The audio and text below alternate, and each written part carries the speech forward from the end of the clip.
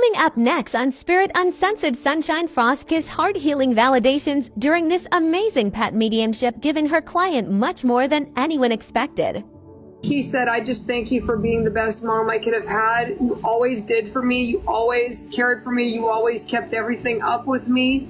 From the grooming to the baths to the treats to the cutie outfits, everything that you did for him, he loves you for it.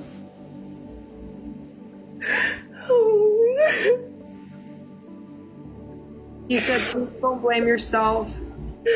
That dog was in so much pain. That dog was in so much pain.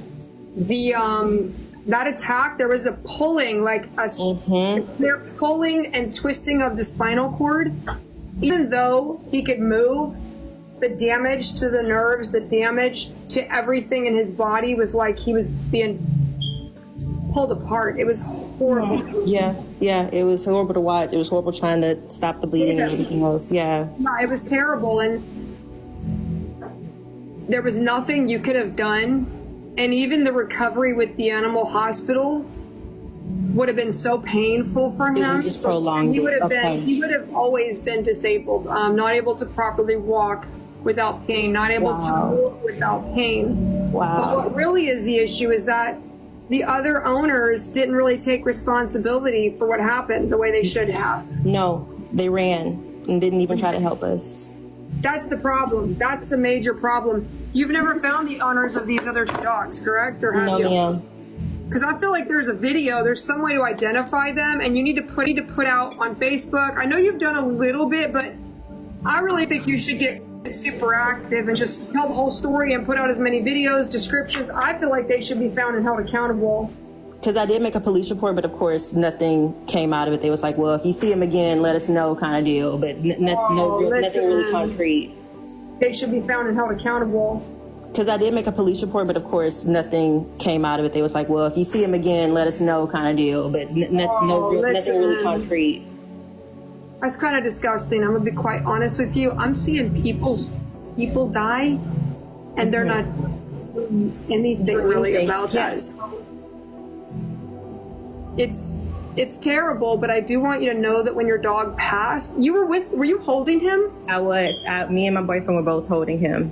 Because he says, like, you were crying. He says, yeah, he could talk to me just like a person, because we were not talking. He said she did all that she could do, and she was crying, and she said, oh my God, and you were trying to get your boyfriend to call somewhere or do something, but there was nothing they could do. And you were trying to stop the bleeding, but he wasn't well. He was panting and he was not well. And he said, I just thank you for being the best mom I could have had. You always did for me. You always cared for me. You always kept everything up with me. From the grooming to the baths to the treats to the cutie outfits, everything that you did for him, he loves you for it.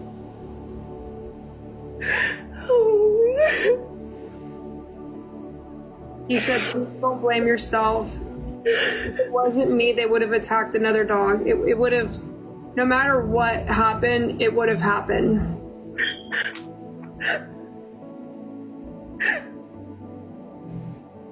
I'm sorry, I was... Oh, I love it.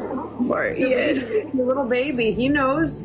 And the question was, is he with your other dog? He's with two other dogs, not one. There's two others. Yes. That are part of your heavenly landscape. So all three of them are together. That makes me feel so much better that he's not just there by himself. And that my lovely, I have an older one, Miracle. She was 13 when she passed, 12 or 13. And then Nala was a little puppy that sadly passed a couple weeks after I got her because she had parvo and we didn't know because she came off the streets. Yeah. And so, to know that he's not by himself, because he was an emotional support dog, but he needed his own emotional support. So I'm glad that he has friends. You know, there's a cartoon about this, and there's the Grim Reaper, and they always think, oh, the Grim Reaper's horrible, but there's a little cartoon of the Grim Reaper delivering all the little animals that are unwanted and bringing them back to source. So the cartoons where the little puppy was like in one of those like barrels, and it's like in Canada, and the little dog was tied up, and he's watching the family through the window, and he's like, they'll come get me soon, and it's snowing and it's terrible weather, and He says, they'll come get me soon, they'll come get me soon. And the Grim Reaper's sitting on a log just watching the little puppy, and he tries to put his little cape over him, and he goes, no, don't put it over me. They're going to come back for me soon. Oh. So eventually the little dog falls asleep and freezes to death. And then, I'm going to cry. This story, my moderators know I cry. I haven't told this story in like 6 years, but I cry every time I tell it.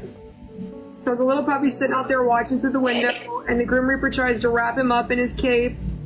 And he goes, no, don't do it. They're going to come back and get me. But of course they never do, because they're selfish. And the little dog, he freezes to death.